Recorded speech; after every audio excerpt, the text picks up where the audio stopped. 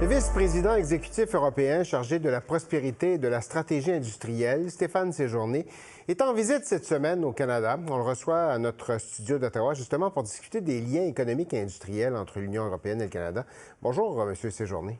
Bonjour. Bon, il y a un nouveau partenariat stratégique pour l'avenir entre l'Union européenne et le Canada qui a été annoncé le mois dernier. C'est Monsieur Carney qui l'avait annoncé en compagnie de Mme von der Leyen. Comment votre visite s'inscrit dans ce cadre-là? Bon, d'abord, merci beaucoup pour votre invitation. Et c'est d'abord un nouvel âge d'or des relations entre l'Union européenne et le Canada que nous souhaitons inscrire. Et ma visite 15 jours après les discussions entre le Premier ministre et la présidente de la Commission européenne est aussi un signe et en même temps un élément important pour avancer très rapidement vers de nouveaux accords industriels. J'ai pu visiter une mine, notamment de graphite, pour pouvoir réduire les dépendances au niveau européen. Et on va travailler sur un certain nombre de secteurs, notamment le secteur de l'automobile, le secteur de l'aéronautique et des grands secteurs de recherche et de développement pour la suite.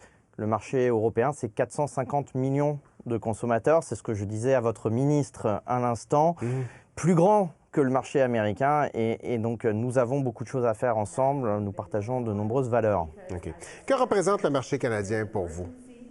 D'abord, le marché canadien, c'est un marché qui est prévisible, qui respecte l'état de droit, le modèle démocratique, les valeurs de l'Union européenne et qui est moins problématique pour les Européens d'introduire et d'interconnecter nos chaînes de valeur dans nos systèmes de production parce qu'on a plus de confiance et on a créé la confiance avec le marché canadien. On a un accord, le CETA entre nous et on se fait confiance aussi entre responsables politiques. J'étais ministre des Affaires étrangères de la France avant d'avoir ces responsabilités à la Commission européenne. Mélanie Joly également. On a travaillé ensemble déjà.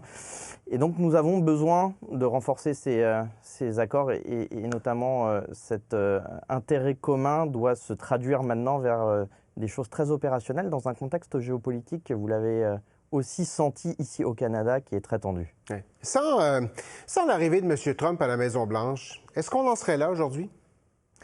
Je pense qu'en toute transparence, nos relations se voient renforcées aussi grâce à la nouvelle administration américaine et peut-être que nous accélérons certains accords et certaines dimensions de ces accords grâce à l'administration américaine. Après, nous n'avons jamais voulu non plus cette guerre commerciale. Nous sommes chacun, au Canada comme dans l'Union européenne, en négociation à ce stade pour stabiliser la situation des tarifs. On a pu d'ailleurs échanger avec la ministre sur notre approche de cette discussion. C'est à la fois constructif de voir la nouvelle relation entre le Canada et l'Union européenne, mais aussi d'échanger sur nos expériences de négociation avec les US. La raison pour laquelle le partenaire commercial principal du Canada, c'est les États-Unis, c'est évidemment la proximité. On partage une frontière terrestre, c'est facile d'envoyer du matériel, de la marchandise, des biens de l'autre côté de la frontière. Il y a un océan qui nous sépare. Comment on passe par-dessus cet état de fait-là? Bon, d'abord parce que, comme je vous l'ai dit, je pense qu'on a des valeurs communes et qu'on respecte peut-être les mêmes règles du commerce international, ce qui est important dans la période que nous vivons. J'aurais peut-être dit ça il y a quelques mois, vous auriez rigolé, mais aujourd'hui, c'est quelque chose qui se valorise fortement dans le commerce international. Mêmes règles, état de droit, mêmes valeurs, prévisibilité aussi de nos échanges. Et ça compense pour les coûts supplémentaires?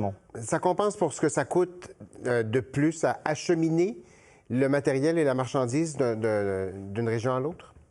Oui, évidemment, l'interconnexion entre nos chaînes de valeur doit se penser avec le transport, avec les problèmes de logistique, mais il y a toujours eu du commerce entre le Canada et l'Union européenne. Il doit être augmenté. Le CETA a augmenté nos échanges de 63% depuis sa mise en vigueur. C'est la preuve aussi que nos deux continents peuvent se rapprocher sur un certain nombre de secteurs quand ils le veulent. Et puis, on a des partenariats à construire sur des nouvelles technologies, sur des ruptures de technologie, sur des nouvelles industries fortes. Je pense notamment à l'aéronautique, à la question spatiale, qu'il faudra travailler ensemble. Ce sont des enjeux et des challenges énormes sur lesquels les Européens veulent bien travailler avec les Canadiens. Il faut réduire les dépendances. On a un objectif commun et donc là-dessus, je pense que nous avancerons dans les prochains mois. Vous avez rencontré la ministre Joly, vous l'avez mentionné tout à l'heure, vous êtes allé visiter une mine de graphite au Québec. Pourquoi une mine de graphite? Pourquoi ce site en particulier? D'abord parce que le graphite est produit presque exclusivement par les Chinois. Et aujourd'hui, nous sommes dépendants au niveau de l'Union européenne à 100% du graphite chinois.